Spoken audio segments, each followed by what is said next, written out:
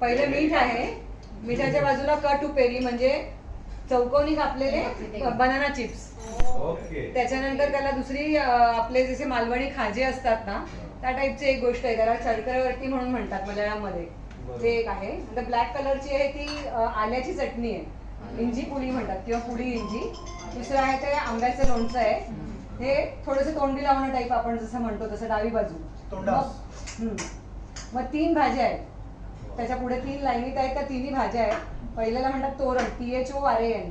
त्यांचा टीच्या नंतर H येतो. त्यात सगळ्यात कट व्हेजिटेबल्स असतात, ऑल सेम साईज.